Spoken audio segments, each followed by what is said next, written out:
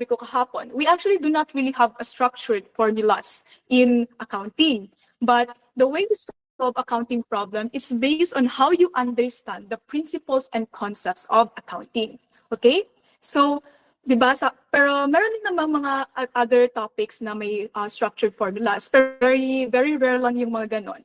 So mamaya, makikita ninyo ano yung mga structured formulas ng accounting. Pero I want you guys to always familiarize yourselves with accounting principles. One of the best examples in here is the PEGs and the CRIM-O, which is mamaya, i-discuss natin. Okay, number 1, periodicity concept. Basically, periodicity concept focuses on di ba kahapon, sabi ko sa inyo, meron tayong accounting period. Accounting period is the time where you report your financial statements. Now, in periodicity, ang gusto niyo lang sabihin here is that every period of accounting, dapat always timely ang inyong information. Okay, nakalagay na here. This is our key word. Obtain information. Dapat every year, relevant yung inyong information every accounting period. Okay? That's why we have what we call adjusting entries. Kasi sometimes yung mga assets natin, yung mga liabilities natin was already consumed during the accounting period. And once it was consumed, bawal na siya ilipat for the next accounting period. That's why always timely dapat ang ating financial information. And that's the argument of periodicity. Okay? Number 1, periodicity. Now, for the letter E, we have here entity. So sa entity naman, you guys still remember the fundamental business model kahapon. Sabi ko, when you start your own business and you need to have investment para makatayo ka ng business. And your investment can either come from the liability or yung loan mo sa bank or coming from you personally, coming from your own pocket money. Now, once you invested your, for example, personal money or personal equipment, once you invested that to the business, it's no longer your personal belonging. So kanino na yung equipment? It's in your business. So bawal na siya. Ibig sabihin, yung personal equipment na i-invest mo sa business, it's no longer yours, but to your business. So, ang pag-account natin sa personal things, sa personal belongings ninyo, and so business equipment ninyo, dapat separate sila. So, yung pocket money mo and yung money ng business mo, dapat separate ang pag-account sa kanila, okay? Your personal belongings cannot be your business belongings. Your business belongings cannot be your personal belongings. Dapat separate sila, okay? That's the argument of entity, okay? Now, letter G, going concern. Now, the argument for the going concern is very easy lang. Kapag nagtayo ka ng business, always assume na forever ka na dyan, like never talaga yan siya mawala. Your business will never end. That's why it says here, neither the intention nor the need to liquidate. When we say liquidate, i-zero lahat ng balance ng inyong account sa inyong business. So in going concern, once nagtayo ka ng business, i-assume na natin na yan siya, for the lifetime na yan siya. Never na yan siya mag-close yung company ninyo. So that's the argument for going concern. Okay? And lastly, for the letter S, stable monetary unit. So basically, the argument lang here is that everything that you record in financial statements always has a correspondent monetary value. Ibig sabihin, if your account does not have a monetary value or monetary unit, then it cannot be recognized. And another thing here is that kapag gumamit ka ng Philippine peso, then all of the accounts, the values of all of your accounts in the financial statements should always be represented in Philippine peso. Dapat bawal ang dollar dyan, bawal ang yan dyan. It's always Philippine peso. So Ate Cheng, what if nag-buy ako ng imported na equipment? What if gibuy ko siya with the dollar money? Then the answer lang dyan is that we need to convert that dollars, yung equipment, for example, $1,000, and then that $1,000, kailangan i-exchange natin siya into Philippine peso. So that's the principle for stable monetary unit. So that's it, yung PEGs, periodicity, entity, going concern, and stable monetary unit. Understandable ba? Or masyado ba akong mabilis? Do you guys have any questions before we proceed? Everyone? Do you have any questions? Is it all right lang ba? Okay. Gets din naman? Okay, okay. So, 5, 4, 3, 2, 1. Okay, no question. Next.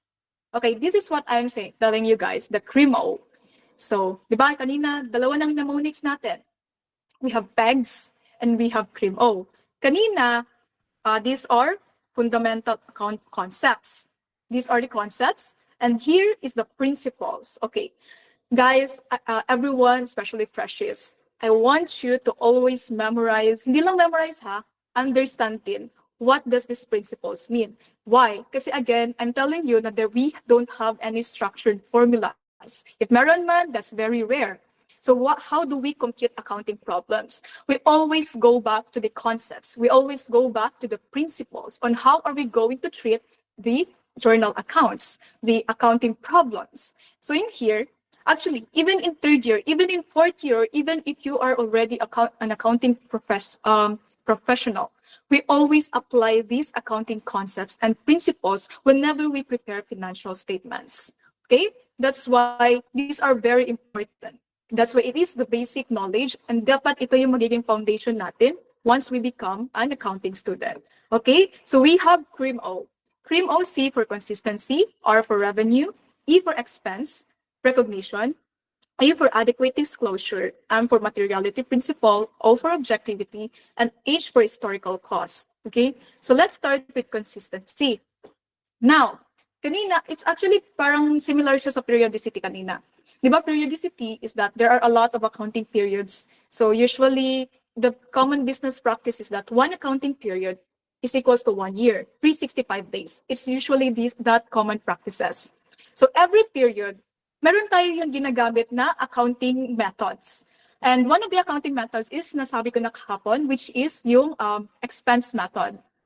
Expense method or the cash basis.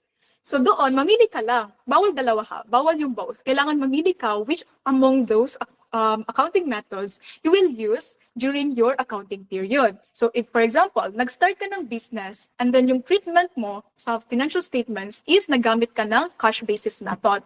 Now, every period dapat consistent yung mga methods na ginamit ninyo. Ibig sabihin, Okay. So ibig sabihin, every period, dapat, kung nagamit ka for this period ng cash basis, dapat next accounting period, cash basis din ang gamitin ninyo. Unless meron kayong reasonable reason for changing methods, pero as much as possible, it should always be consistent. Okay? Dapat consistent always ang accounting method na i-use ninyo every accounting period.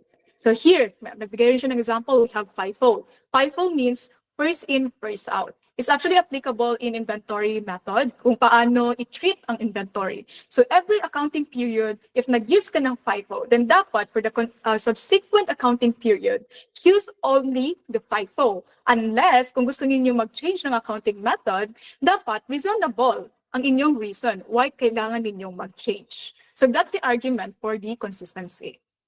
Now, for the revenue recognition. Here, revenue is to be recognized in the accounting period when goods are delivered or services are rendered or performed regardless of when cash is recognized. So this is actually yung explanation for the accrual and deferrals na gi-explain natin kahapon.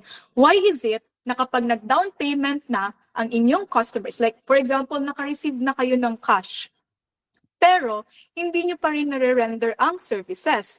That's what we call deferred revenue. And deferred revenue is not a revenue, di ba? Deferred revenue, again, open your notes, yung gisulat ko sa inyo kahapon, deferred revenue is a liability. You know, why is that? Even though naka-receive ka na ng payment, that's because hindi pa natin siya pwedeng i-recognize as revenue because hindi pa natin siya napaperform. Like, for example, nag-down payment, for example, you are a salon, your business is salon. And then your customer, nag-down payment na siya sa inyo ng 1,000. And that 1,000 pesos is hindi nyo pa nagagawa yung service nyo sa kanya. And that 1,000 pesos is not an income, rather a deferred revenue or unearned revenue. From the word itself, unearned revenue. Kasi it means hindi nyo pa na-earn siya. So kahit na may cash payment kayo, you only recognize that as an earning or as a revenue once you perform your service. So that's the argument between that's the argument about the revenue recognition. Again, you only recognize revenue as an income once you perform the goods, once you perform the services or delivered the goods and products. Okay, gets ba? So next, for the expense recognition, okay, medyo similar siya sa revenue and expense. Expense recognition should be recognized in the accounting period when goods and services are used to produce revenue. Ibig sabihin, one of the most common example for this is buying office supplies. Kasi here, we only recognize expense when goods and services are used to produce revenue, not when the entity pays for those goods and services. Okay, for example, we have office supplies. Now, office supplies is anong classification ng office supplies? Office supplies is an asset. So here, here we have office supplies. Now, this office supplies is treated as an asset. Now, here, nagbili ka ng office supplies kasi kailangan mo siya for your operation. Now, once you consume, bakit mag-consume ang office supplies? Kasi you need it for your operation. Now, once this office supplies is consumed, magiging expense na yan siya. Kasi you already use it for its use. Like, ginamit nila siya for its economic benefit. Diba? Again, what is assets gani? Assets is economic resource that produces future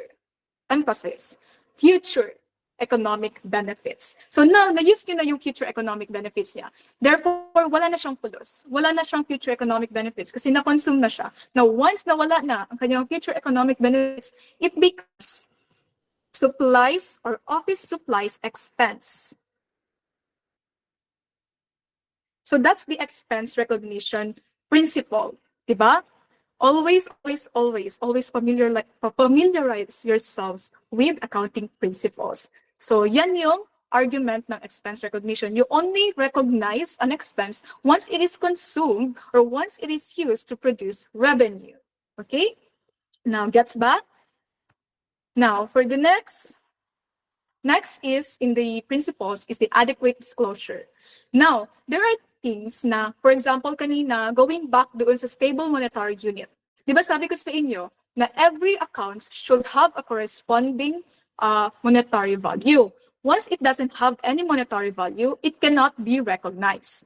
One of the most example in here is pag, for example, na-penalize kayo or nakasuhan kayo. This is actually a topic in contingent liability, which is very advanced na in IA2. Pero to give you an example lang, inadequate disclosure, once na, for example, nakasuhan ka, pero you guys are uncertain kung how much yung mabayaran ninyo. So, ibig sabihin, yung liability nyo na yun, yung kailangan ninyong bayaran is hindi ninyo alam magkano siya. And hindi nyo siya pwedeng i-recognize sa financial statements kasi wala siyang corresponding value. And at the same time, we cannot also ignore it kasi it's too important, it's too relevant information to ignore. So therefore, we need to disclose it. Saan natin siya i-disclose? Sa notes to FS. We disclose this one sa notes to FS. So now, here in the notes to FS, ilalagay niyo dyan yung mga parang, it's literally giving notes. Yung mga notes na kailangan niyo yung lang alalahanin as a reminder lang for the company. So that's what we call adequate disclosure. Yung mga hindi ma-record, but at the same time are relevant information na hindi natin pwedeng i-ignore. So that's what we say. So that's what is the argument of the adequate disclosure. Now, for the M, materiality principle. So when we say materiality, it means how significant it is. Like, is it significant enough to affect the evaluations and decisions? So when we say materiality, for example, in here, it depends on the size and nature. For example, a school purchased an eraser with an estimated useful life of 3 years. Since an eraser is immaterial relative to assets, it should be recorded as an expense. So diba, sabi natin kanina, eraser can be considered as an office supplies, and an office supplies is an asset. However, in here, why was it treated as an expense? Kasi eraser is too immaterial, like hindi siya significant enough to affect the decisions of the decision makers. Another example is that, for example, your company has an asset of 1 million pesos. Tapos yung eraser na yan, tag 5 pesos lang. Now, if you add that 5 pesos to your 1 million asset, from 1 million, magiging 1 million 5 siya. Now, nadagdagan lang siya ng 5 pesos. For example, here, 1 million. Tapos naging 1 million 5 lang siya. And as you can see in there, parang hindi naman siya masyadong relevant. Na even if alisin nyo yung 5 pesos, parang hindi rin ma-affect yung decision ng mga decision makers. That's why, if it is immaterial rather, with an IM in the first, if it is immaterial, then we don't consider it as an asset, but rather an expense, even if hindi pa natin siya nako-consume, which is kind of contradictory sa expense recognition. Pero kasi, we also apply the immaterial in here. Now, what happened naman if we bought or we purchased an equipment that has a value of 300,000 pesos? Now, is that 300,000 material? The answer is yes. Kasi look at this. From 1 million asset, naging 1.3 million na siya. And kapag nawala yung 300,000, it's actually parang very too significant to ignore na maka-affect siya sa decisions ng mga users. That's what we call the bimateriality principle. Now, Ate Cheng, question. Paano natin malaman if the value is material or immaterial? The answer for that is that we apply professional judgment. Ibig sabihin, we cannot say, like there is no standard, again, dito naman tayo standard, there is no standard or anything na parang required na malaman what is the minimum and maximum for materiality.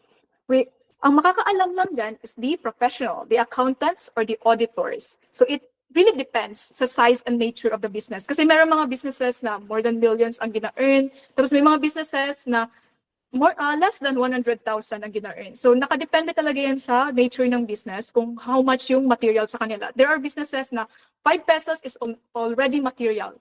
And there are companies na even if it's 1 million, they could still consider it as immaterial.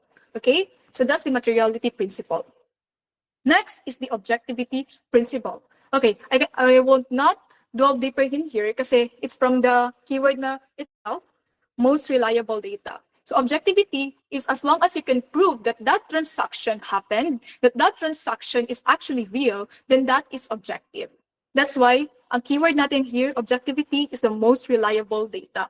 And one of the best example, diba, if you guys actually try to observe sa mga supermarkets, sa mga restaurants, if you guys could observe, di ba doble-doble yung double receipts, yung receipts na gina-print nila kasi one copy for the customer and one copy for them.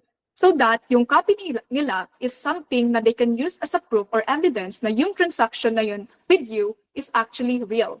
So objectivity is actually a form of evidence or verification. So that's the argument about objectivity. Now, for the H, historical cost. From the word itself, historical cost. Historical. It means, ang argument naman nito is that if nag-buy ka ng equipment, that equipment at the end of the accounting period will always stay the same. So for example, buy ka ng car na tag 1 million pesos. Now that car at the end of the accounting period, it will always stay as 1 million pesos unless it is depreciated. Pero let's focus lang sa historical cost. Now, what happens if nag-fluctuate or nag-iba yung value ng car? Well, hindi natin siya i-change. Kung how much niyo siya na-buy nung first day, then yun din lang din yung i-reflect ninyo sa financial statements ninyo. That's why it's called historical cost. Yung history ng price ng inyong equipment. So, yeah, that's basically the historical cost. Oh, we're done with CRIM. Oh, okay. Meron bang concept na medyo hindi magets or any questions? Is it understandable or very confusing before we proceed? Okay, maraming nag-heart and likes. Okay, para naman akong streamer here sa Twitch. Again, you guys have to memorize the concepts and principles. Concepts for PEGs and principles for CRIM-O. Okay, always memorize, not just memorize. You are also obligated to understand and analyze what does these concepts and principles means. Okay? Now, okay, accruals and deferrals. Kahapon, na-discuss ko na ito. When we say accruals, it means no cash flow or payment involved. While for deferrals, there is a cash flow and there is a payment. So very baliktad ng accruals and deferrals. Now, here, mas lalo tayo mag-delve deeper here kasi, may anong oras na? 3:28. Okay, meron pa tayong time. So here, mag-delve deeper tayo dito kasi tuturuan ko kayo paano tayo mag-recognize ng accrual and ng deferrals and paano mag-recognize ng accruals and deferrals. Okay, let's start. Again, accrual concept is kapag may cash flow and deferral is kapag, no. Sorry, baliktad. Accrual if no cash flow, deferral if merong cash flow. So we have two types of accrual. We have accrued revenue and accrued expense. And it is the same with deferral. We have deferred revenue and deferred expense. Now, when we say accrued revenue, it means yun na yung down payment ng, sorry. Again. When we say accrued revenue, na-render na natin yung service o na-perform na natin or na-provide na natin yung goods, pero hindi pa tayo nababayaran. Again, no cash flow. Ibig sabihin, there is no payment in here. Pero na-render na natin ang service. So is this accrued revenue and revenue? Yes, it is already revenue. Let's apply the revenue recognition concept. Diba sabi doon, once na na-render mo na yung service or once na-perform or na-deliver nyo na yung goods, it is recognized as income na. So in this case, nagawa na natin siya. Na-render na natin yung service or na-provide na natin yung goods pero hindi pa tayo nababayaran. So accrued revenue is already recognized as an income and is also treated as an asset, specifically receivable. So, paanong entry natin sa accrued revenue? Accounts receivable, why is it an accounts receivable, not a cash? Again, kasi hindi pa tayo na babayaran. Wala pa siyang cash flow. So itong accounts receivable na to, sorry, maglagay na lang ako dito ng acronym. This is accounts receivable, yung AR. Yung accounts receivable na yan, in the future, babayaran yan ng customer. Okay? So again, paano natin i-recognize an accrued revenue? Accounts receivable and pareho rin pala sa ng acronym, accrued revenue. Yan. Accrued revenue. So why natin gi-credit ang accrued revenue? Again, the dealer, yung gituro ko sa inyo kapon, dealer, D-E-A-L-E-R for the credit, liability, equity, revenue. Now for the revenue, kasi yan ang normal balance ng revenue. That's why credit natin ang accrued revenue. It means nag-increase ang ating revenue. That's why it's credit. So that's how we recognize the accrued revenue. Now, how about the accrued expense? Is it an expense? Now, let's see. Records current expense even though it is still unpaid. So when we say accrued expense, it means nagamit na natin siya, na-consume na natin yung expense. Again, expense recognition principle, diba? Balik tayo sa mga principles. Na-consume na natin siya, nagamit na natin siya to produce revenue. The thing is, hindi pa natin nababayaran. Yun yung issue here. That's why the account title accrued expense is not an expense, but a liability. However, sa journal entry, if we record the accrued expense, we also debit the expense. So for example, naka-receive na kayo ng utility bill. That utility bill, hindi pa binayaran. Let's say, next month nyo pa babayaran yung utility bill. Therefore, that utility expense, ganito ang ating recognition. The expense, debit the expense. Why is it a debit? Kasi the normal balance of expense is debit, which means increase in expense. Now, let's credit the accrued expense. Now, why is it a credit? Kasi, again, the normal balance of liability. Again, accrued expense is liability. The normal balance of accrued expense is credit. Diba? Dealer. Always remember, dealer. D-E-A-L-E-R. Yan. This is the debit side, and this is the credit side. Okay? So that's how we recognize the accrued revenue and accrued expense. Again, what is accrued revenue, gani? Accrued revenue is when you already render your services, but hindi ka pa naka-receive ng payment. So it's uncollected, uncollected revenue. Hindi nyo pa nakakollect ang payment. But for the accrued expense, it is an expense na hindi nyo pa nababayaran. Kasi again, it's accrued, there is no payment or no cash flows involved. Okay? So here, another example in here. Ito na pala. Ito na pala yung ituro ko sa inyo. Yung recognition of accrued revenue.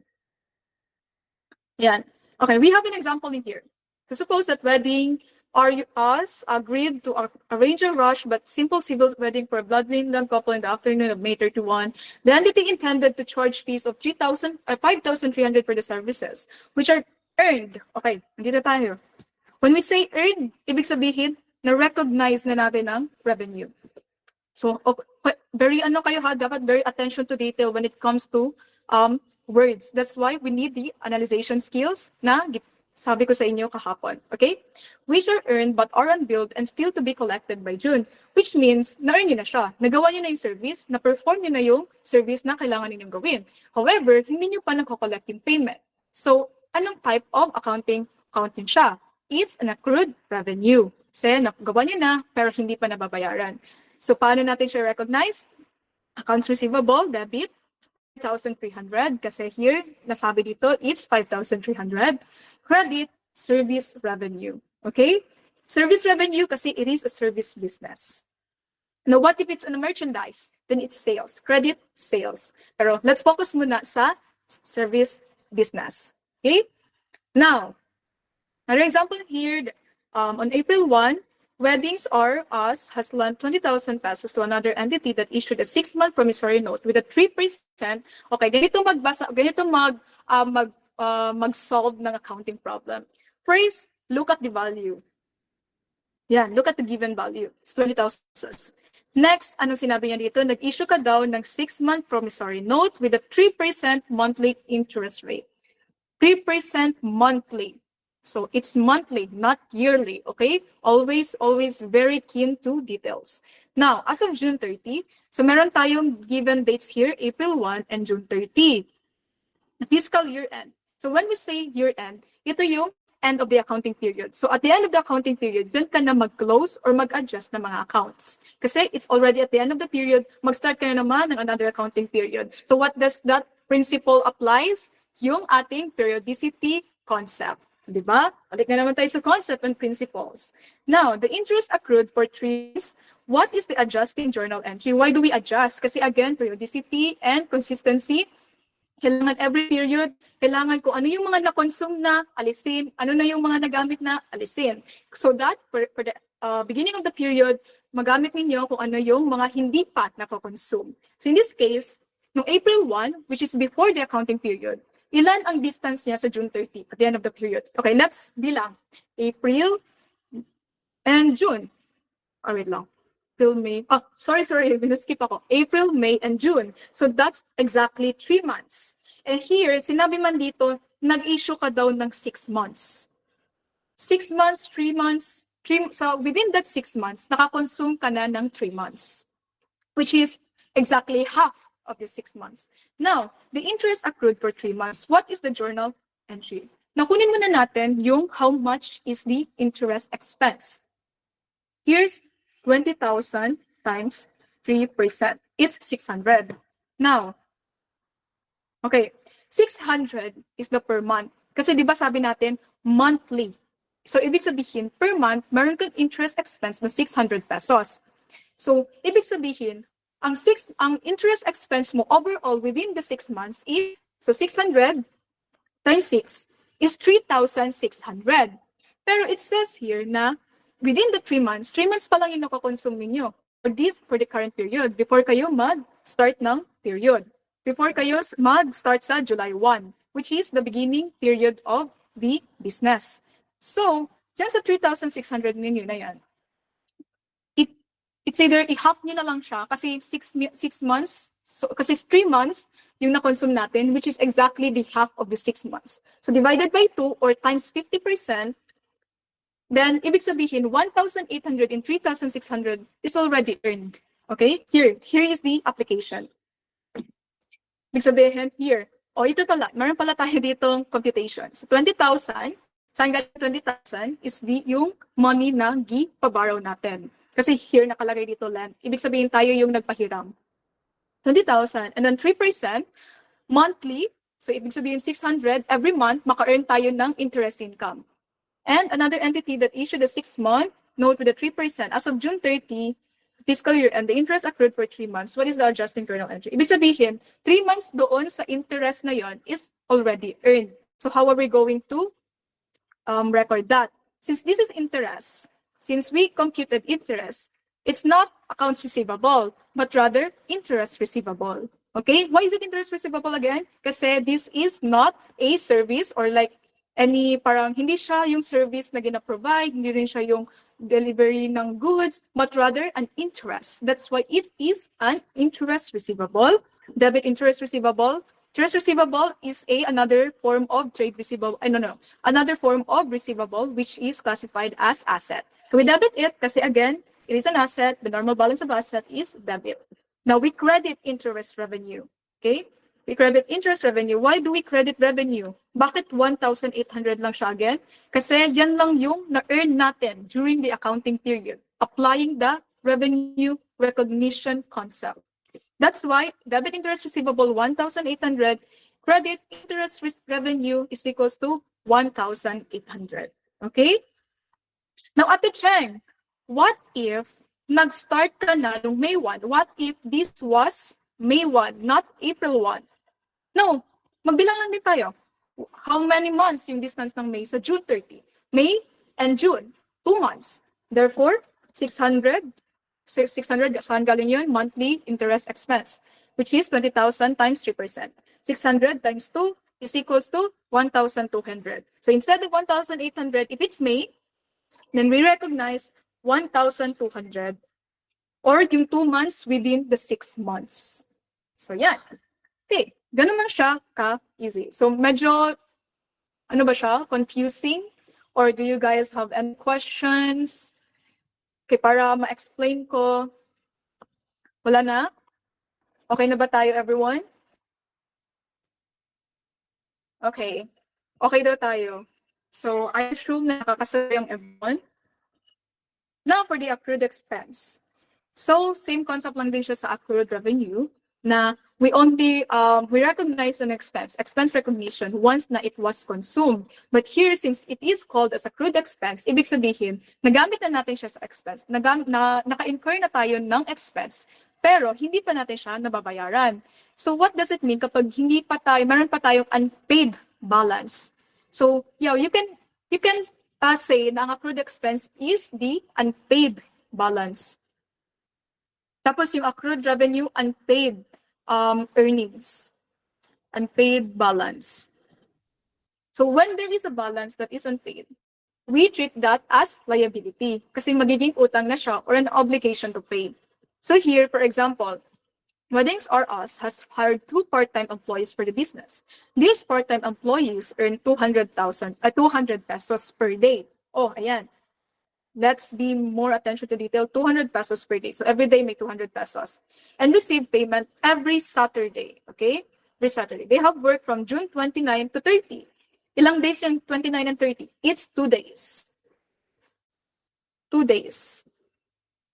And ilan ang part-time employees? Okay, this 2 part-time employees. Ibig sabihin, 2 ating employees. 2 employees. So this is how you solve accounting problems. This is how I solve accounting problems. So it's really up to you na kung paano kayo mag-solve ng accounting problems. Okay, now they have worked from June 29 to 30, 2 days, but will be paid on July 4, the following Saturday. Okay, so now how are we going to record that?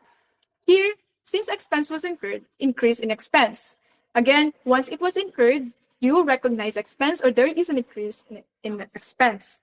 And then since it is still to be paid later on, mag-increase ang ating liability. Kasi again, na-incur na natin yung cost, yun nga lang, unpaid pa siya. Hindi pa natin siya nababayaran. That's why it's called accrued expense.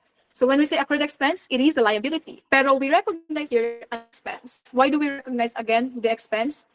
Applying the expense recognition kasi naka-incur na tayo ng cost. That's why debit, salaries expense, credit, salaries payable. Okay? Pwede siyang tawaging salaries payable, pero pwede rin naman siyang tawaging accrued salaries expense. It's really up to you. Depende yan siya sa ano yung given na journal account title sa chart of accounts. Now, for those who are not familiar, what is the chart of accounts? Chart of accounts, dyan yung mga accounts na nakalabel sa 5 na financial statement elements. Ano gano'n yan? Assets, liabilities, equity, revenue, and expense. Now, dyan sa 5 na yan, may mga accounts under that. Sa chart of accounts, nakalagay doon yung mga account title under those classification of, or under those elements of FS. So, for example, sa chart of accounts, nakalagay doon, accrued salaries expense, then you follow ano yung nakalagay sa chart of accounts. But in this case, wala tayong chart of accounts, so we assume it's called salaries payable. Pero again, pwede natin siyang tawagin accrued salaries expense. Okay? So why is it 800? Ayan, nandito yung ating computation. Diba kanina sabi natin there are 2 employees na hindi pa nababayaran and every day they receive 200 pesos. So since 2 days short, 2 days hindi sila nabayaran, so within the 2 days, 200 times 2 times 2 employees, okay, again, 200 pesos times 2 days times 2 employees is equals to 800 pesos. That's why the amount in here is 800 pesos. Okay? Gets? Gets everyone? Medyo confusing ba? Nakakasabay bang everyone? Okay. That's good to know. That's good to know. Now, here, hindi ko na ito i-explain kasi it's basically the same with the interest receivable kanina. Pero here, interest expense naman siya, tapos interest payable. Okay? Ayan. Okay. Pwede na tayo mag-proceed sa deferral. Again, what is deferral? Deferral is meron siyang cash inflow or cash payment involved. In this case, ayan. Meron tayo, ayan yung ating keyword. Cash inflow or outflow. Meron tayong merong cash involved or payment involved in deferral. Now, just like in accrual, meron tayong, di ba, accrued revenue and accrued expense. In deferral, we also have deferred revenue and deferred expense. Now, what is deferred revenue? Initially records cash collection as a liability and then allocates revenue as earned. Now, deferred revenue is what we also call as unearned revenue. Why is it called unearned revenue? Di ba yung sa accrued revenue, it's called unpaid revenue. Now, in here, this is accrual ha. Baka ma-confuse kayo. Now, accrued revenue is unpaid. Ibig sabihin, na-render natin yung service, pero hindi pa tayo nababayaran. Now, for the deferred revenue naman is unearned. Why is it called as unearned? Again, revenue principle, revenue recognition principle, we do not recognize revenue as if hindi pa siya na render ang service or hindi pa natin na-provide ng goods. That's why in here, sabi dito, deferred revenue, nagbayad na si customer. Nag-pay na siya sa inyo ng payment niya. The thing is, ang issue here is that hindi pa natin na-render ang service. That's why it's still unearned. Hindi pa natin siya pwede i-recognize as revenue kasi hindi pa natin nagagawa yung service. So, deferred revenue is considered as liability. Okay, so what is the treatment for this one? Okay, I want you guys to take note na, di ba sinabi dito ang definition ng deferral is cash inflow and cash outflow. So para mas hindi kayo malito, the deferred revenue is the cash inflow. When we say cash inflow, ibig sabihin may pumasok na money. So why is it a cash inflow? Kasi si customer, nagbigay na siya sa atin ng money. So you can say the deferred revenue is the down payment of the customer. Okay?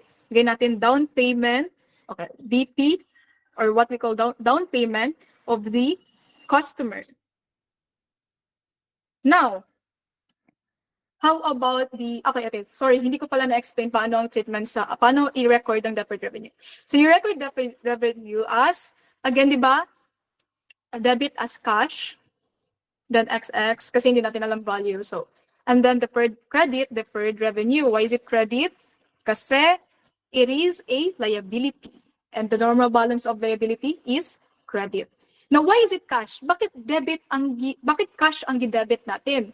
Again, balik tayo sa definition of deferral. Merong cash inflow involved. So, ibig sabihin, when there is a deferred revenue, it is already expected na nag-pay na with cash si customer. That's why we debit cash. Kasi that's the customer's payment, the down payment. So, debit cash, credit, deferred revenue, or what we call unearned revenue. Pwede rin siyang tawagin or ilagay unearned revenue. Pareho lang yan sila. Okay? So again, deferred revenue is the cash inflow, while the deferred expense is the cash outflow. Okay?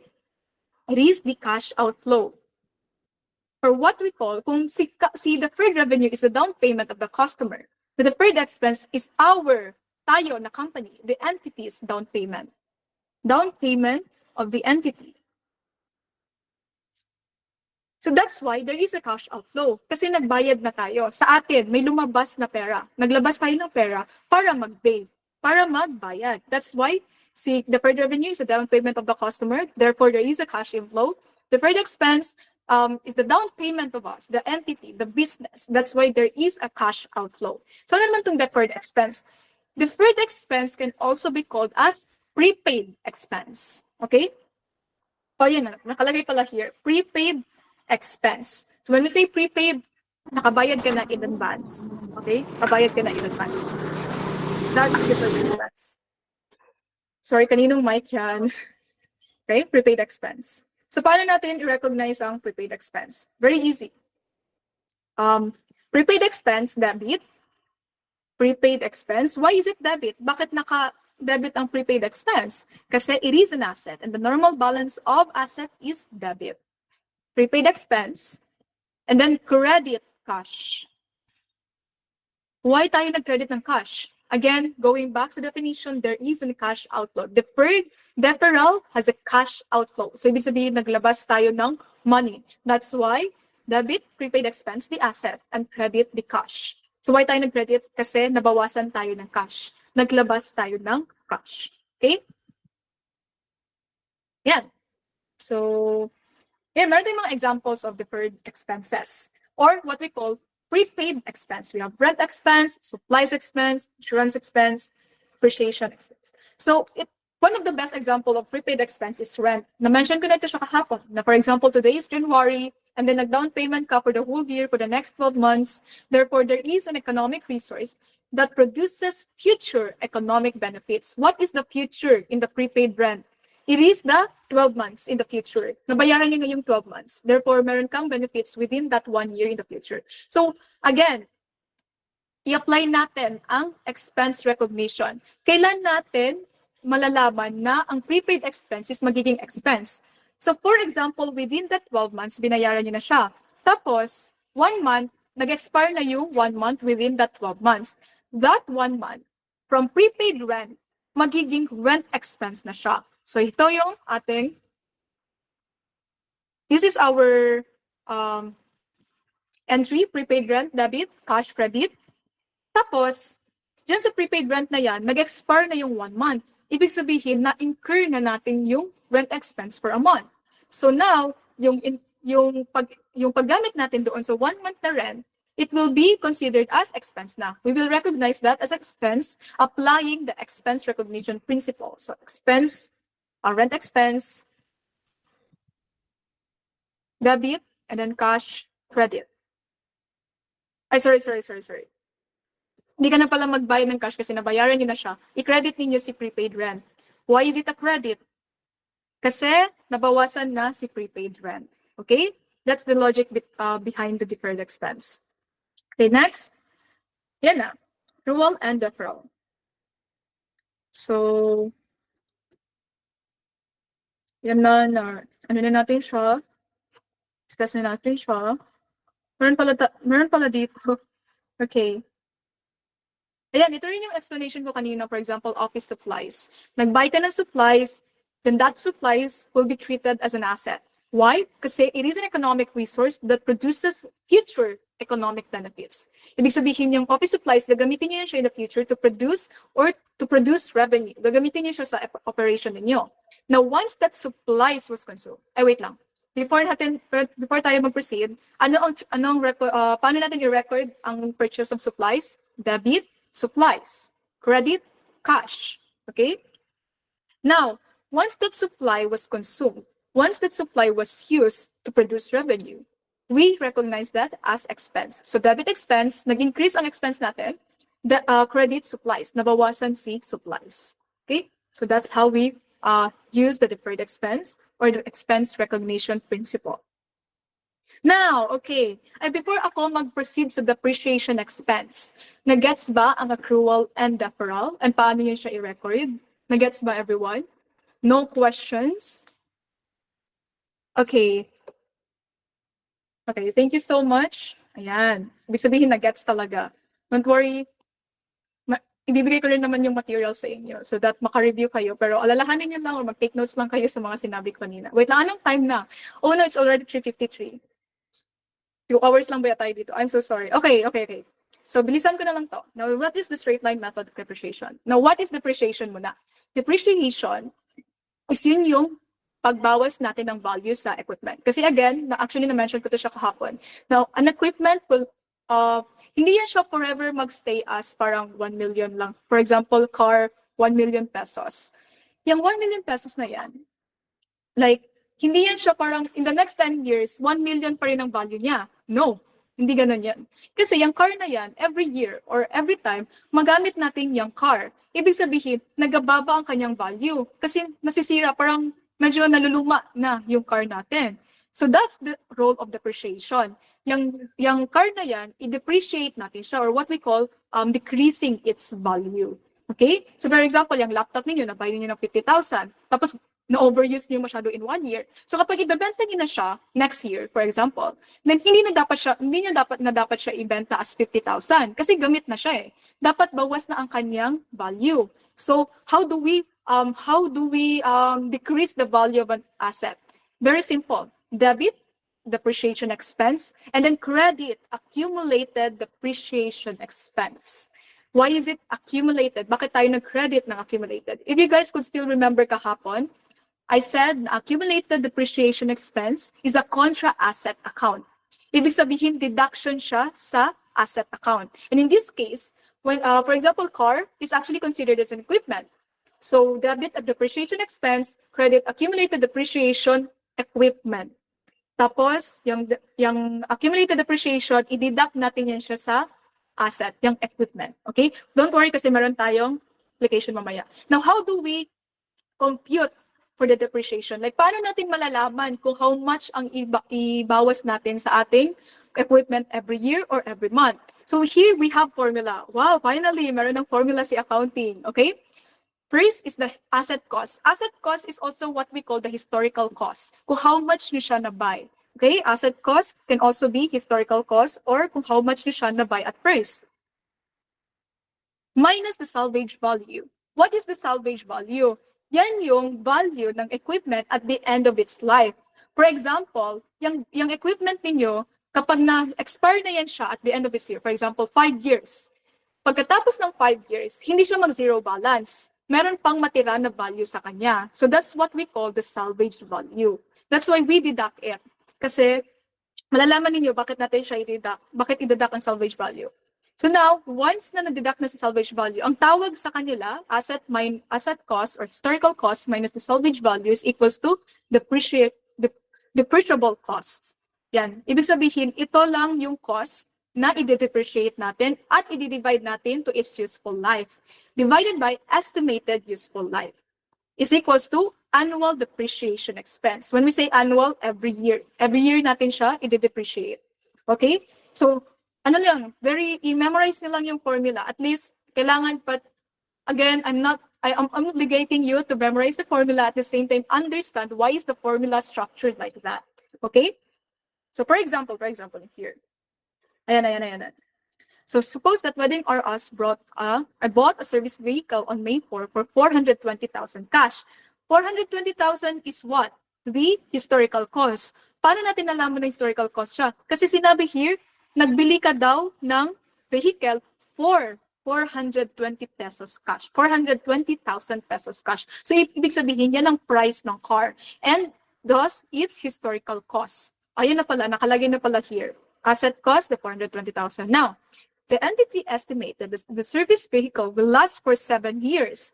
So what is this 7 years? Yan na yung estimated useful life. Ibig sabihin, sa 7 years na yan, luma na masyado. Like, hindi nyo na magamit or wala na pulos si vehicle. Pero sometimes, merong mga ibang asset na even if na-end na niya yung useful life niya, nandoon pa rin siya sa financial statements. Or hindi na rin natin pwede masabi na wala na talaga siyang pulos. But don't worry, mag-discuss yan sa inyong intermediate accounting. Okay? Pero mag-focus muna tayo sa basic. Now, kapag within the 7 years, pag ma-expire na yung si car within the 7 years, that's why what we call estimated useful life. Okay? So now 7 years. Then next is with a salvage value of 84,000. Ibig sabihin, at the end of the 7 years or after 7 years, yung 420,000 magiging 84,000 na lang siya. Okay? Nagets ba? Yung 420,000 at the end of its useful life, ang matira na lang sa kanya is 84,000. That's why it's called salvage value. Now, while the equipment that was acquired on May 5 for 60,000, May 5 for 60,000 pesos cash will have a useful life of 5 years and will be worthless at that time. As a matter of company policy, the period May 4 to 31 is considered a month. Okay, so dalawa ang ating equipment here. Nag-buy tayo ng vehicle, nag-buy rin tayo ng equipment. Okay, so i-separate natin siya. Si 60,000 is the historical cost of equipment. This is the equipment and this is the vehicle.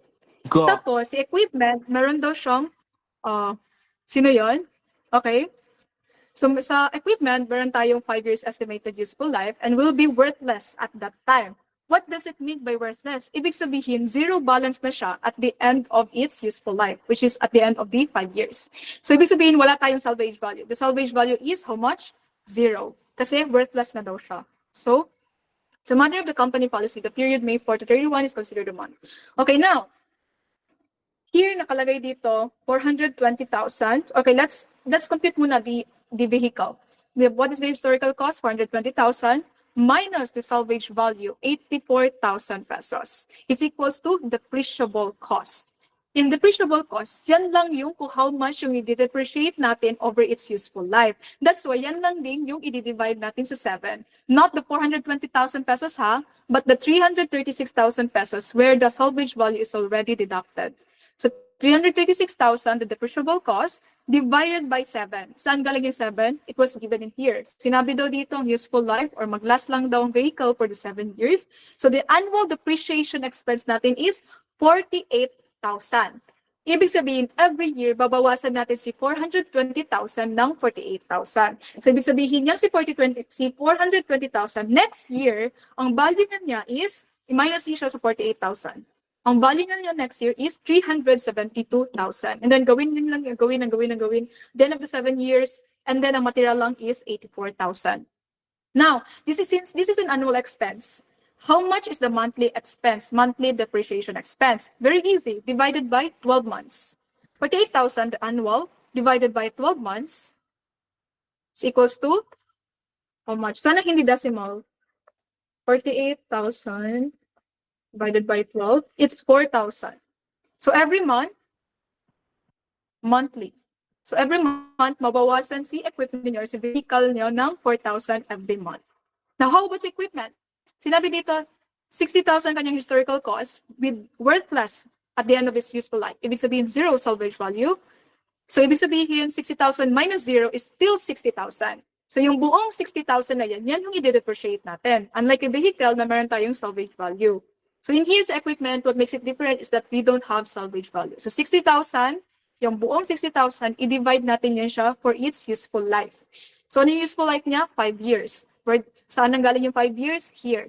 Given na here, useful life, 5 years. So 60,000 divided by 5 is equals to 12,000. So every year, mababawasan ng 12,000 si 60,000. And its monthly depreciation is 1,000. 1,000 monthly. Paano natin yan siya i-recognize? Paano natin siya i-record? 48,000 at the end of the accounting period. Ganito lang yan siya. Depreciation expense, debit, depreciation expense, credit, accumulated depreciation. This is accumulated depreciation na, yung AD. Accumulated depreciation, vehicle. Okay? And then, for 48,000 pesos, 48,000 pesos. And it's the same with depreciation expense and accumulated depreciation equipment, which is 12K and 12K. So actually, pwede niyo ito i-combine, yung dalawang entries na yan. Pwede niyo yan siya i-combine. So paano yung combined journal entries niya? This is actually already medyo, baka ma-discuss din ito sa inyo during your basic app. Pero ganito ang itsura niya if ipagsama natin yung dalawang entries. Kasi this is 2 entries. These are 2 entries. So paano natin siya i-combine? So depreciation expense, how much is the depreciation expense in here? 48,000 plus 12,000. Why? Saan galing si 48K? Here. Saan galing si 12K? Here. So since pareho lang man sila ng account, ipagsama niyo na sila. That's why pinag-plus 60,000. Wait lang, i-separate natin yan sila para hindi kayo malito. Now, paano naman sa accumulated depreciation? Since separate account sila, dalawa ang i-credit natin. Accumulated depreciation vehicle, pati si accumulated depreciation equipment. So, how much yung accumulated depreciation vehicle? It's 48K. And as for the equipment, it's 12K.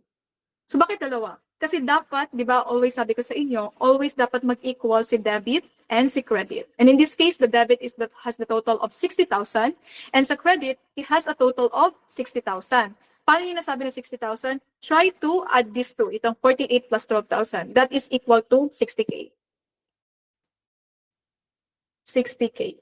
Diba? So, equal si 60K debit and 60K dalawang accumulated depreciation. So, that's it. That's the straight line method for depreciation. So, when we say straight line, ibig sabihin, i-divide lang natin siya estimated useful life. Meron pa tayong ibang methods, pero this is the most basic methods of depreciation. Okay? And another thing pala, guys, is that always remember na sa equipment or sa non-current assets, the only property na we don't depreciate is land. Alalahanin niyo yan always. Oh my God. Hindi ka accounting student kung hindi mo yan alam. Ang land lang yung hindi natin gina-depreciate. Why? Kasi land does not depreciate. Hindi nababawasan ang value ng land. It always appreciate. Nadadagdagan always ang value ng land. That's why, hindi dapat natin gina-depreciate. Never, never, never, never, never. Never depreciate land. It always appreciate. Tataas ang kanyang value every year. So, there's no such thing as accumulated depreciation land. No, walang ganon. Appreciation lang ang sa land. Okay? So, okay, meron tayong summary of adjustments. Pero we are running out of time na. Okay, nag-sober na ako ng 1 hour. So, if we still have time at the end of this session, pwede ko itong i-discuss sa inyo. Okay? Kasi we are already in the Part 2, Accounting for Service Business. Pero before we proceed for Accounting for Service Business, meron ba kang na-confuse sa Part 1 or do you guys have any question with my explanation or what? Wala? I'm gonna give you guys 10 seconds. 10, 9, 8. Wala talaga? Okay, 5, 4, 3, 2, 1. Okay, wala talagang mag-ask. Okay, Lyle. Kuya Lyle, are you still there, Kuya Lyle? Hello, everyone. Grabe, ang galing talaga ni Ate Cheng. Wala taga questions. Sure yan ha, kay kung mag-start na sa part ko, hindi ako magsagot ng mga questions ng part niya. I'm kidding. If my questions kayo, just feel free to type it to chat or mag-raise your hand. Yeah. So now I will be streaming my screen. Okay. Makita ba? Makita ang aking screen, guys? Niet. Yes. Makita, okay. No, okay, not so, yet. Not yet. Sige. Kita na ba? Yes, kita. Okay, perfect. So now we will be discussing accounting for service businesses. So ang topic talaga natin here is the accounting cycle and we will be going through it one by one in each step. So before I show you this slide, dito muna tayo sa next. So here, ito yung 10-step accounting cycle. So we have identification of accountable events. Number 2, recording of transactions in the journals. 3, posting of records to the ledger. 4, preparing the unadjusted trial balance. 5, preparing the worksheet and adjusting entries. 6, preparing the financial statements. 7, journalizing and adjusting entries. 8, journalize and post closing entries. 9, preparing post-closing trial balance. And 10, reversing entries are journalized and posted. And this is an optional step, so nakalagay doon. So now we will discuss like a general overview of it. So the accounting cycle is a series of sequential steps or procedures used in accounting. It is performed every accounting period. So yes, always ito nangyayari. And since always siya nangyayari, kailangan nyo talaga i-memorize, guys. Pabalik-balik ito na topic. This will haunt you until your second year. So as much as possible, kung di siya ma-memorize, familiarize. So ang first three steps are accomplished during the period. The fourth to ninth steps are done at the end of the period, and the 10th step is done at the beginning of the period. Again, remember, beginning of the next period, but again, remember, it is an optional step. So this is basically um, explanation ng each step one by one. So ipakita ko lang sa inyo, quickly lang, kasi we will go through it one by one naman. So now let's start. So step one, identifying accountable events, analysis. So there are four basic steps in analyzing an accountable transaction. So number one, identify transactions from source documents. So ano ba yung mga source documents? These are basically documents that are seen as reliable by the company. So an example for that is, let's say, ang resibo. That is a source document. Kasi of course, nakaresibo na siya. So hindi talaga yan pwede i-fake ng employee. So basically, a source document just has to be reliable.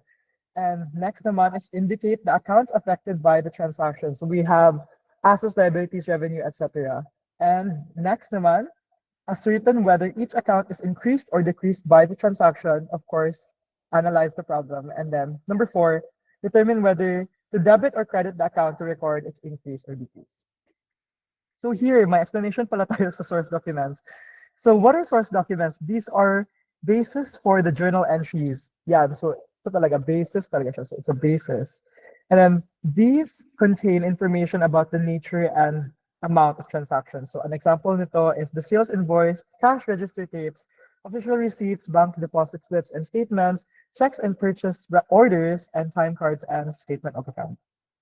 So now dito tayo sa next page. So ito again, ulitin natin yung dealer, which is drawings, expenses, assets, and liabilities, equity, and revenue. So ito, naka-color na siya. So this is the debits, yung blue, and then credits, yung red. So now, what is a general journal? So it is a chronological record of the entity's transactions. It shows all the effects of a business transaction in terms of debits and credits.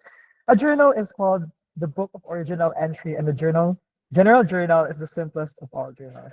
So actually, there's many kinds of journals, pero of course ngayon, since this is basic accounting, we will just discuss muna the general journal. Actually, I don't think I always thought about we will be discussing special journals, pero hindi talaga siya like touch up upon. And actually, even in our second year, we also didn't really journalize in a special journal. So, ano na talaga, take note lang na there are also other journals. So here's an example. So makita nyo na there's a date, particulars, tapos PR, which is basically the reference, and debits and credits. So we all know naman on the left side ang debits and ang credits are nasa right side. Also guys, am I going too fast? If you have any questions, feel free to raise your hand or mag-on lang kayo ng mic and then you can ask me. So now next naman tayo. So here, ayan, nakalagay pa rin sa next page. So again, the date, account title, and explanation, which is ito, yung particulars. And we have PR, posting reference, and the debit and credit column. So I'm assuming we already all know this kasi ito talaga yung basic. Ano ba? Ito natin sa ating room, is everyone ABM ba nung senior high? Can I have a raise of hands? So kung sino hindi ABM or like from a different course, different strand pala rather. Okay, so we have some. Actually, okay, most pala sa inyo from a different na strand. So, pero gets naman natin ito, no? So we know na ito yung itsura ng general ledger. Wala naman confusion on this. Okay? And then remember natin guys, kapag debit siya, ilagay lang natin siya agad. And then kung credit siya, meron siyang indent. So you can see here na indent siya. Yeah, and then the last line, it's usually like a short description of the journal entry that you've made. Okay, so moving on. We have an analysis na here. So assume that Dr. Rose Bezario established her own wedding consultancy with an initial investment of 250,000 on May 1. So as we can see here, yung information na binigay sa atin, na number is yung 250,000. So that means, alam na natin na ang debit and credit natin is 250,000 lang. And we have here the date, which is May 1. So of course, we have to write that down.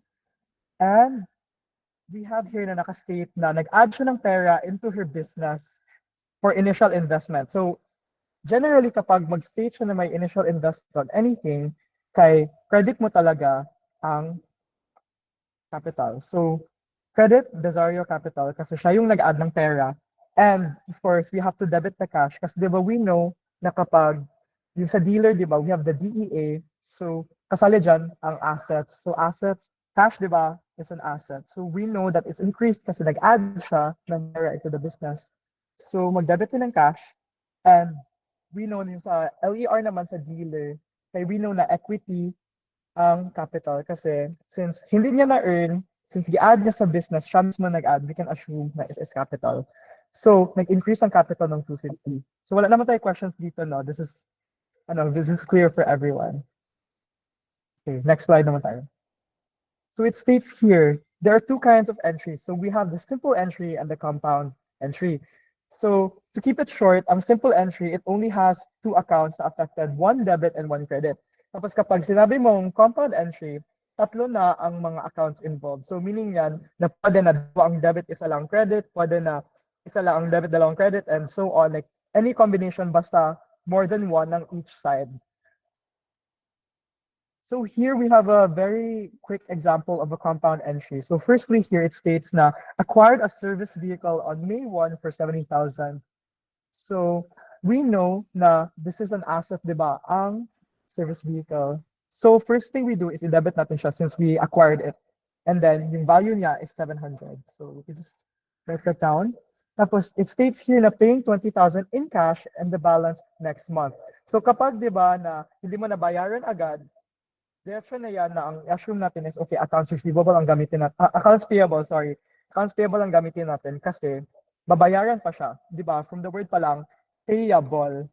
So, ang gawin natin yan is first thing, identify natin. So, di ba, cash is an asset. However, there was a decrease in the asset. So, di ba, sa dealer, normally, ang sa DEA, kapag mag-increase siya, i-debit.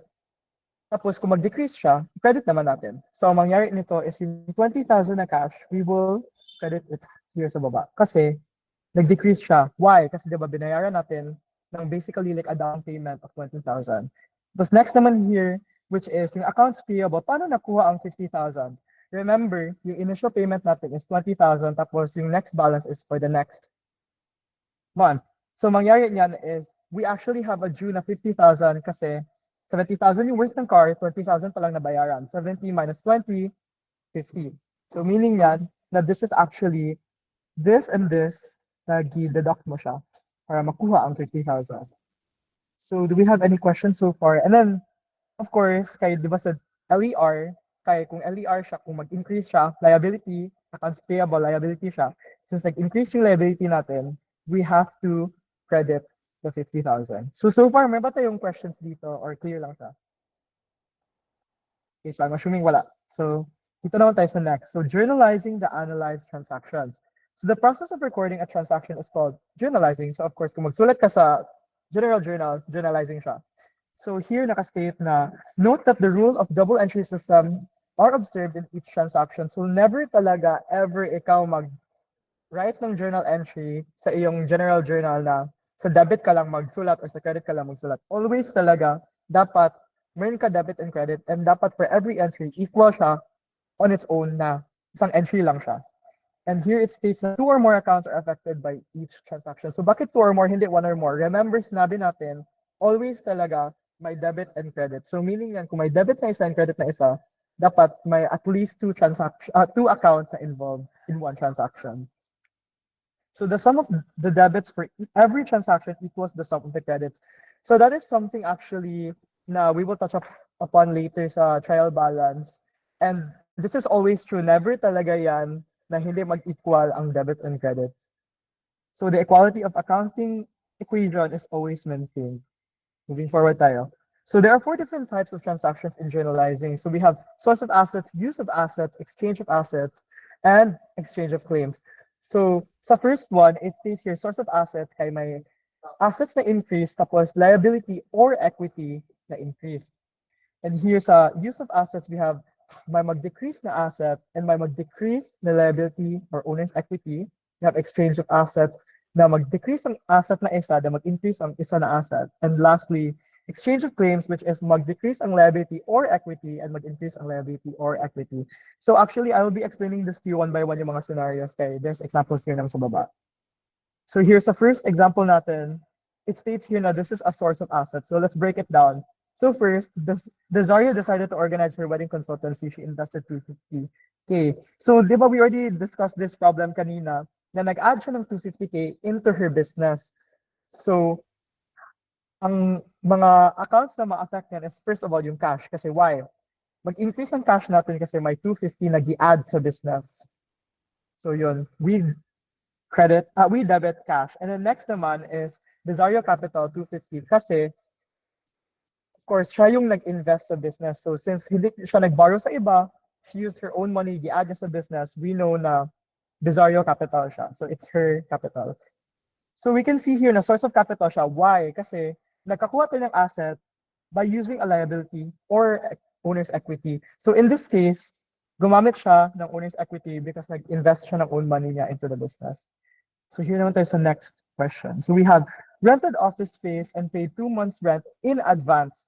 So kapag sinabi niya na in advance, ma-assume natin na prepaid ito. Kasi typically, kung magbayad ka ng rent, it's rent expense. However, in this case, it was paid in advance. So we have prepaid rent. So we know na it is 8,000 and wala naman ibang information. So obviously, we can assume na yung binayaran niya na amount is 8,000 and then yung prepaid rent niya is 8,000. So you can see that here sa debit and credit side.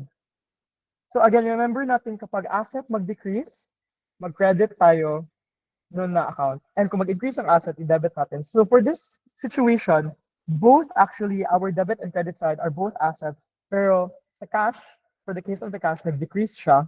Si binayaran in advance. Tapos for the case of prepaid rent, nag-increase siya in yung account ng prepaid rent. So here to record of 2 months rent in advance. So far, wala naman tayong questions, no? Very simple pa siya. Magets, okay. So now we have the next question, which is also another source of assets.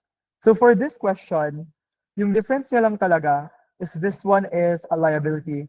So how do we know na liability siya? Kasi it states here na issued a note for a 210,000 loan from Metro Bank to be used to acquire a service vehicle. So of course, itong to acquire a service vehicle, hindi na natin yan muna i-entry kasi wala pa tayo nabigyan ng information na nag-acquire na talaga siya ng vehicle. So yung kailangan talaga natin bantayan for this problem na muna is the first sentence. Sorry, wag nyo na imagine yung line ko guys, kiwi. So, we know na nag-borrow siya ng cash. So since nag-borrow siya cash, ano mangyayari sa cash? Mag-increase. So ang cash is an asset. So normal balance niya is debit. So we will debit cash 210,000. And then next naman is nag-borrow siya, issued a note for 210,000 loan. So we know na note yung na-issue. So obviously, notes payable. So are you guys familiar ba in general sa mga account titles or whatnot? Or hindi pa kayo masyado sure sa mga ganun? Can we get a thumbs up kung sure na kayo sa mga most titles if alam niyo na? Okay. Okay, so hindi naman siguro lahat. Pero don't worry guys kasi every time na mag-go through kayo ng lesson in accounting, they will one by one nila yan, like explain yung account titles and what they're for. So for now, take it muna like as it is. So since issued a note siya, note payable. Kasi nag-borrow tayo ng 210,000. So mangyari niyan is mag-credit ka ng notes payable kasi liability ang note. So meaning niya, notes payable rather, liability siya. So credit natin siya and then yung cash is debit. Next naman tayo. So it states here, hired an office assistant and an account executive, each with a 7,800 monthly salary, or each is to receive 300 per day for the 26-day work month. So they started work immediately. So as you can see here sa example, nakalagay na walang entry nagawa. So bakit? This is not an accountable event as it did not require any sort of movement from any accounts of the company. So upon knowing this information, yung alam lang talaga natin is, okay, so may na-hire ang company. Pero we know na mag-start pa sila work, hindi pa sila naka-work. So bakit tayo mag-entry kung wala pang nangyari? So this statement basically is sinabi niya lang, nag-state lang siya na okay, nag-hire kami. So of course, hindi siya masulat kay hindi natin siya mabigyan ng value since wala pa na-earn, wala pang nagawang employees. So that's like that's the very gist of this example. So next naman tayo, we have an exchange of assets na example. So acquired service vehicle for 420,000. So ito, nangyari na talaga siya. Diba kanina yung question natin, yung problem is, nag-state lang siya ng to acquire. Pero dito, state na talaga siya, nag-acquire na talaga siya. Wait lang. Okay, so I think may correction ito. Kasi, nakalagay dito 400 per 210 lang nakalagay. So, let's just say na 210 ito. So, acquired for 210. So, since ngayon, nag-acquire na siya ng vehicle, and wala naman na state sa problem if diutang niya yung vehicle or if like to be paid pa siya next time, we can assume immediately na nagbayad siya agad ng cash. So remember, when an asset decreases, credit natin siya. So we know na since nag-acquire tayo ng car, nagbayad tayo ng 210. So credit dito ang cash. Tapos we got the vehicle, so we know it's also an asset. So mangyari nito kay service vehicle, 210 ang i-debit. So for these questions, yung exchange of assets, I'm pretty sure na like simple lang siya. So move on naman tayo sa next. So we have another exchange of assets. So let's just read it quickly. Paid Prudential Guarantee and Assurance Incorporated, 14,400 for a 1-year comprehensive insurance coverage on the service vehicle. So we know here na kapag prepaid expense, di ba na-explain to kanina ni Ate Cheng? Sige guys, mag-answer kayo. Anong prepaid expense? Accrual or deferral? I-type niyo sa chat. Type niyo sa chat. Gusto ko makita. So deferral, okay, tama. So ang explanation niyan, deferral siya kapag may cash flow, di ba? Thank you talaga Ate Cheng, galing mo talaga. So we have here prepaid insurance and cash. So prepaid, anything na pag nakastate siya na prepaid, basically, kay asa talaga yan. So mangyari dito is i-debit natin ang prepaid insurance tapos i-credit natin ang cash. So of course, ulit-ulit na explanation ko, it's an asset na nag-increase and decrease. So next naman tayo. So now we have a journal entry na tatlo yung account title. So ano gano'y tawag nito? Simple or compound entry? Type sa chat. Go guys. Compound. Okay, ang galing nyo talaga. Thank you. So ito, we have a compound entry. So for here, nakalagay sa type of transaction natin, source of asset and exchange of assets. So why is that the case? We will understand that now. So acquired office equipment for 60,000, paying 15,000 in cash and the balance next month. So meaning the balance is the remaining balance. So we can see here sa first part, sa debit natin, yung office equipment na ating na-receive. So office equipment is an asset. So firstly, natin gawin, i-debit natin yung whole 60,000 amount. Tapos, ang next naman is paying 15,000 in cash. So, meaning yan na nakabayad na siya ng 15,000 in cash, malamang. So, ang mangyari nito, since it is an asset, i-deduct natin siya, i-credit natin siya. So, ang cash, credit ng 15,000. Tapos ito, the balance next month, which is, meaning yan na bayaran pa siya next month. So, di ba, kapag bayaran pa siya next month na cash, always assumption natin is accounts payable. So, paano nakuha ang 45,000? Very simple. Yung cost ng office equipment, 60,000. Tapos, nakabayad na tayo ng 15,000 in cash. Meaning, 60,000 minus 15,000 is 45,000. So, yan yung accounts payable, yan yung amount na hindi pa nabayaran. So, typically guys, yung compound entry talaga ito. Why? Kasi, hindi naman din natin pwede sabihin na office equipment 15,000 and then credit cash. Tapos mag-credit naman, then mag-debit naman tayo again ng 45,000 equipment. Tapos, another 45 na accounts payable.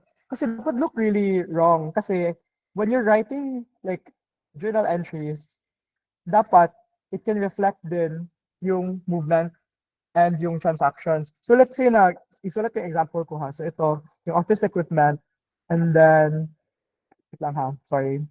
Nag-struggle tayo dito. This equipment, tapos yung accounts payable. I-shortcut ko lang, sorry guys. Same kay Cheng. So, let's say, if gawin natin kay 15K, then 45K, ang mangyari nito is, yung journal entries nyo will look sort of misleading. Kasi yung mangyari nito is, if as a viewer of the journal entries, makasabi ako na, okay, so nagbili siya ng office equipment na 15K, tapos may siyang another office equipment na type 45, nag-utang niya. So that is why there's cases na kailangan natin mag-compound entry.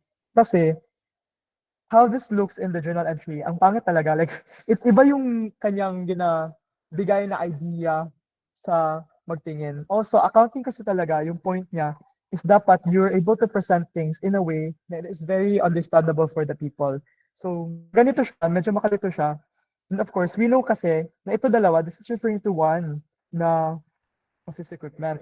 So that is why we're using an compound entry. So nagets na natin yan. So let's move on to the next. So we have here another source of asset. So mag-increase ang asset, mag-increase ang liability. So meaning yan, nag-purchase siya ng supplies on credit. So pag sinabi mong on credit na utang, so accounts payable. Cash na utang, accounts payable. So it's very simple lang.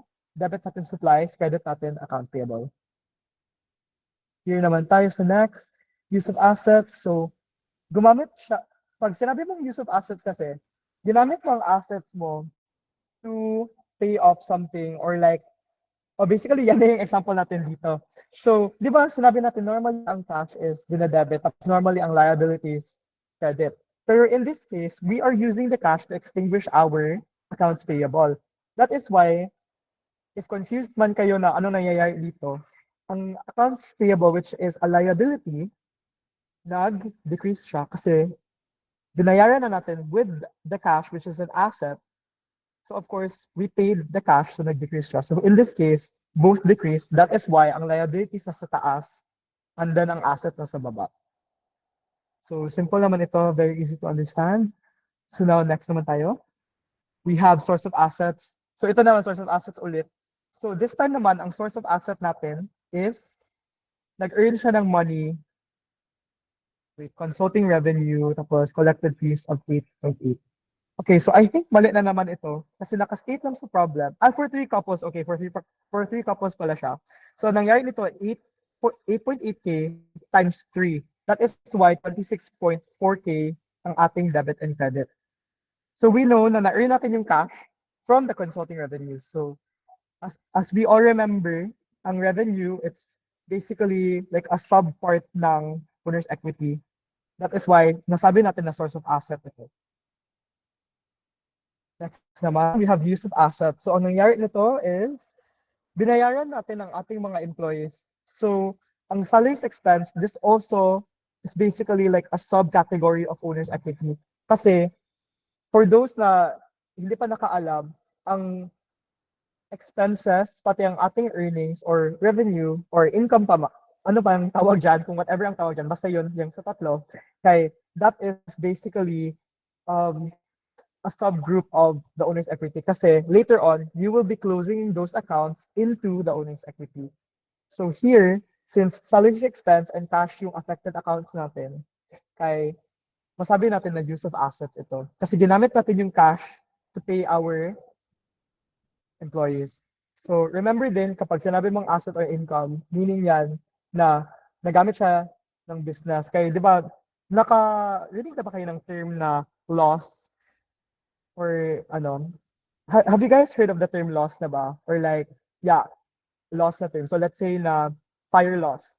So ang nangyayari kasi dito is, ang loss kasi, you use that term kapag yung pera is, or yung something na nawala, kay hindi siya na-use in the business or like, hindi siya nag-add ng value to the business. So for here, salaries expense, of course, we're paying our salaried workers.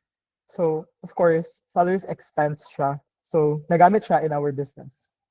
The next naman tayo, we have source of assets. Ba't ang dami nito? Sino nag-prepare nito? So, we have source of assets. So, firstly, ang cash, naka-state here na received 10,000 advance fees for 3 clients referred. So, Pag sinabing advance, so we know na this is deferred kasi may cash involved. Tapos, binigyan na tayo ng cash in advance. So, first, i-debit natin yung cash, nag-increase yung ating cash, and then we have unearned referral revenues. So, meaning yan, kay na-receive na natin yung 10,000, pero hindi pa natin nagawa yung ating duty or ang ating services to our clients. Pero nasa atin ang cash. So, yun na yun, unearned referral revenues. Tapos di ba kapag sinabing unearned, ang assumption natin nito is liability siya. So bakit siya liability? Kasi of course, di pa natin nagawa yung trabaho. So meaning yan, we still basically owe our clients the work that they paid for in advance. That is why credit natin siya. Now dito naman tayo sa next. So we have accounts receivable and consulting revenues. So it states to coordinated and finalize elaborate bridal arrangements for 3 couples and build fees of 12,000 per couple. So 12,000 times 3, 36,000. So ang nangyari dito is pag sinabi mo kasing build, meaning nito na na-charge na natin sila. However, hindi pa natin nakuha ang pera. That is why it is easy for us to assume na okay, so accounts receivable ito. This is money that we're supposed to have, pero hindi pa tayo nabayaran. That is why accounts receivable. Tapos dito sa baba, consulting revenues kasi nagawa na natin ang trabaho. Bakit hindi siya unearned? Kasi dito na case, naunahan natin, nagawa na natin yung trabaho. So for this naman, ano ito? This is an accrual.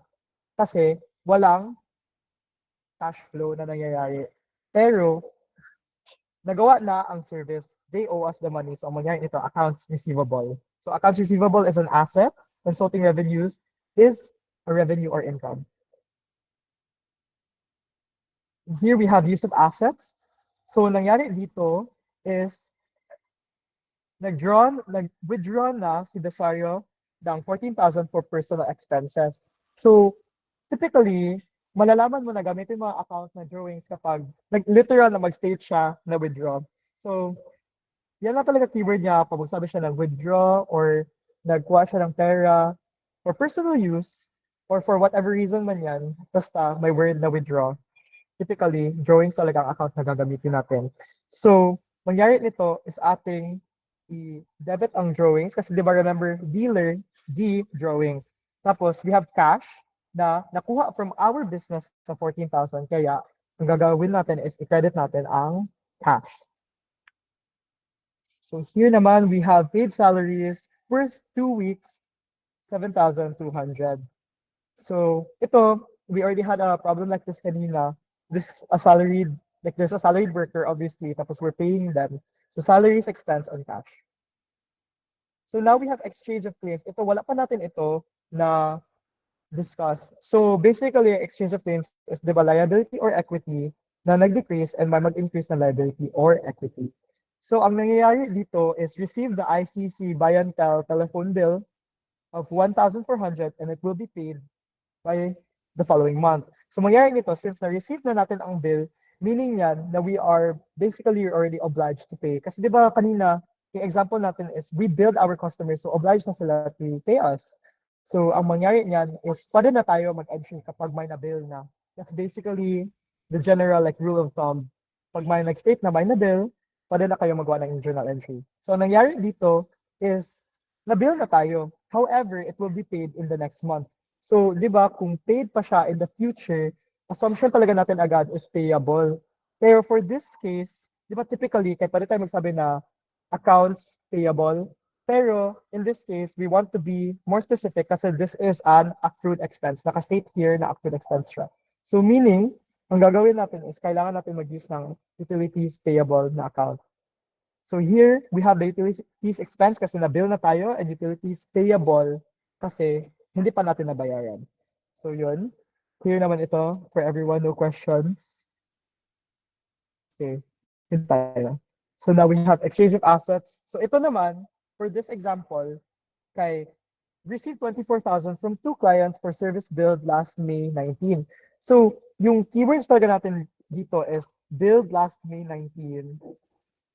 Yes, kasi kung sinabi mo lang na receive 24,000 from 2 clients for services, let's say na separate natin yan, pwede natin kasi i-assume na, oh, okay, so kakagawa lang natin ng, we did the service and then they're paying us. So, if that was the case, mangyari dito sa account title, sa journal natin rather, is 24,000 debit cash tapos i-credit sa revenues. However, it was stated here na the two clients were billed last May 19. So meaning nito na there was actually already prior account that was already made regarding the transaction yung nagawa natin yung service sa kanila last time. So that might look like, an example niyan is pwede siya na yung accounts receivable, sorry for the shortcut, tapos revenues. So meaning nito na possible na last May 19, na let's say kung two lang talaga clients natin, last May 19, may na-record tayo na entry that states na debit ER 24,000 and revenues na 24K.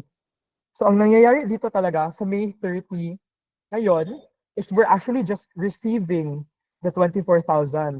That is why ginawa natin, nag-credit tayo agad ng ER kasi this is that related ER. Nangyari was, at first, di-increase natin siya. Ngayon, decrease na siya. Kasi we're claiming the cash. And ito, yung cash mag-increase. So again, remember, dapat meticulous kayo sa wording. If makita nyo na billed last May 19 or like billed on a last date or parang if it indicates to a prior transaction, dapat mag-isip-isip na kayo na baka it's referring to a transaction that happened before. That is why meron tayong mga times na ganito ang ating journal entry. So next naman, we have use of assets.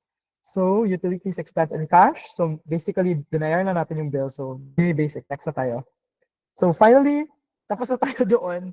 Grabe, ang haba nun, pati ako nahangak. So we have the general ledger na tayo. So posting of transactions to the ledger. So what is the general ledger? A grouping of entities' accounts is referred to as a ledger.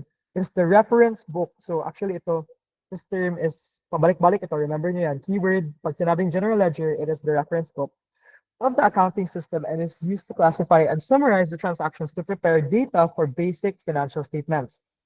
So here nakalagay na group 1, balance sheet accounts, tapos group 2, income statement accounts. So, di ba, of course, pag balance sheet accounts, this is the assets, wait lang, sorry, hindi gumagana button ko, assets, liabilities, and capital. Tapos pag sinabi mong income statement accounts, it is the income and expense accounts, which is the nominal or temporary, tapos dito sa taas, real or permanent. So, to recap na lang, I feel like na-discuss na ito kahapon, sorry, I wasn't there. So, pag sinabi mong balance sheet accounts, they are considered real or permanent kasi ito, hindi siya nawawala, they are carried over to the next accounting period. So let's say na ang current year natin, na ang assets natin, yung end of the year pala natin for this year is ang assets is 50,000. Pag start natin sa next year, ang assets pa rin natin 50,000. Of course, assuming na this is after the post-closing trial balance. And then dito naman sa income statement accounts, these accounts kasi nawawala siya sa next year. So let's say, kung ang income natin ngayon kay 50,000, next year, pag start ng year, back to zero naman yan. Kaya malamang, wala pa tayo na-earn, kakastart lang ng year. So these accounts are always, they are considered temporary kasi they go back to zero pag start ng year. So here we have the chart of accounts. So di ba kanina you guys said na hindi kayo sure sa mga account titles. So basically, this is, the chart of accounts is basically a short rundown or like, it's always short, minsan mahaba siya. It's a list of all the account titles that the company is using. So basically, kapag magbigay ang company sa'yo ng chart of accounts, yun talaga ang gagamitin mo na account titles. Hindi ka pwede magbuot-buot. That's why nagsabi siya na ang gamitin mo is revenues. Huwag ka magamit ng income, buot-buot ka din, no? So, basically, ang chart of accounts is just that list. And it is arranged by its subgroups. So, di ba, we have assets, liabilities, owner's equity, income, and expenses. So, if we zoom in here, feel free to take a screenshot kasi ito yung mga generic na mga account titles na ginagamit. So, we have the assets, which is, kung papansinin nyo, start siya at 100. So, all of these numbers, they start at 1. Ganyan, that is for assets.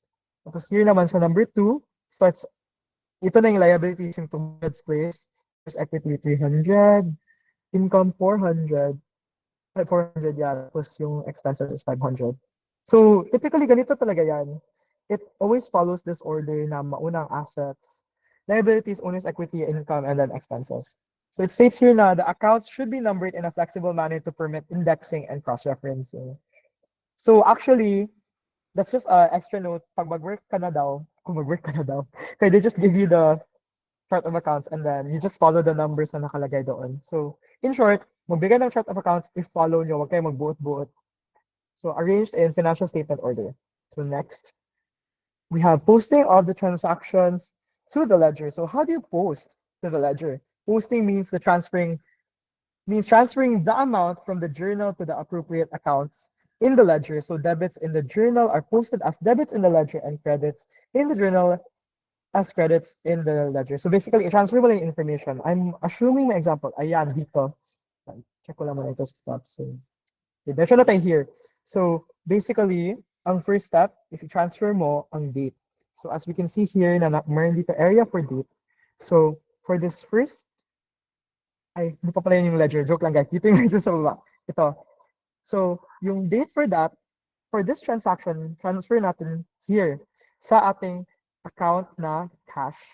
Tapos here, mangyari dito, ang account natin na cash, kaya ilagay natin dito sa debit. Since we can see here na on our entry, we're looking at naka-debit yung cash. So all you have to do, very simple, i-transfer mo lang talaga siya. All you have to do is transfer it there sa ating account na ledger, which is cash. Lagyan natin dyan. And then we will update the balance here. So basically for every time na mag-update ka dito sa ledger, let's say na mag-add tayo dito, May, let's say 3. Tapos yung nangyari was, yung sa entry was, nagbayad siya for, let's say, prepaid rent. So mangyari niyan is mag-credit tayo prepaid rent, debit na, mag-credit ng cash na mag-debit pala ng prepaid rent, sorry. So mangyari niyan, let's say 90,000 siya. So maglagay tayo dito transfer natin siya, 90,000. And since, of course, naka-debit siya first, and then ngayon, nag-credit na tayo, all you have to do is you deduct these two values, i-deduct natin. So, mag-quick maths tayo dito. Ang labas yan is 160K. Yeah. So, 160K siya. So, that is just a very quick example of yung ginamin niya sa balance. Tapos, yung next naman here, kaya nag-state siya na J1. So, bakit siya J1? So, we know na this is the first page ng journal. So, basically, ang pulos lang talaga nitong, yung meaning ng JR is journal reference. So, meaning nito is we are just referencing anong page siya. Saan natin kinuha yung value na 250,000 na na-debit sa cash account. Kung saan natin siya nakuha sa journal, page 1. So, na dito lang tayo sa next. We can see here na ang Besario. Same lang siya na first step, transfer the date. Next naman, put the value. And then update the balance. And then we have here kung anong page siya na reference. So we know again, it's from page 1. So here, ito yung mga basic steps niya. Transfer to the ledger, transfer the page number, debit figure, post the debit figure, post the credit figure, tapos enter the account number. So yan na lang siya. Very simple. Also, dito pala din sa journal, ang account number nakalagay siya dito. And ito, based yan sa ating chart of accounts. We can see here na cash is 1110. So yan. Ito na yun sa PR. Next naman tayo. So now, this is called footing. So basically, di ba, ang ledger natin is parang nakasummarize sa lahat ng values natin for that account. Nakalagay na siya into that one page. Pero kung mag-make ka kasi account, it won't be following this system na kailangan mo update yung balance every step of the way. Kasi ang mangyayari nito is you will only ang gawin mo is itotal mo muna lahat ng debits as you can see here. This is basically the subtotal, yung ito sa accounts payable. Subtotal niya, since isa lang, i-bring down na natin. And dito naman is 45 plus 18. So ang labas nito is 63. Tapos itong dalawang subtotals natin, we will basically i-minus natin yung higher number. I-minus natin yung lower number pala. So basically, since we can see here na 63 ang higher number, which is credit side, i-minus na natin yung 10K, which is debit side, and then we will place it down here sa baba. So yan yung balance na 53,000. So yan na talaga ang general gist ng footing. Yan yung term niya, footing. Whenever you make a T account, which is basically like similar naman. It's basically a shortcut ng ledger ang key account. So, ang difference lang ng ledger is ganito. Formal talaga siya na may date, explanation, journal reference, debit, credit balance. Ang T account kasi, you'll literally write, maglagay ka lang ng T, then i-write mong values mo, make the subtotals, then after nyan, whichever is higher, doon may ilagay yung difference ng both, and then, double underline. Never forget the double underline, guys, kay grabe, meron yun isang quiz, di zero talaga ni ma'am. Double underline yung always yung answers nyo. So, that is basically the footing. Ganun lang siya, very simple. Okay, so far, wala naman tayo questions, no? Like, very easy naman, very simple, easy to follow. Okay, so now, moving on tayo. So, ito naman, trial balance. So, ito lahat ng values natin here, all the values na na-create natin from footing, kay, they're basically like the summarized value per account. And these values, kay, we have to transfer it to our trial balance. So basically, lahat ng debits mo na-acquire mo dito na debits, i-transfer mo, lagay mo dito sa left side, obviously, and then lahat ng credits ilagay mo sa right side. So as we can see here, these are basically this is basically like the summary ng each account. So di ba yung ito sa cash, hanapin natin siya dito. Is it here? Cash. Wait lang. So makita natin dito, 22,200. So ito na yun yung cash, yung 22,200. I-transfer lang natin sa trial balance.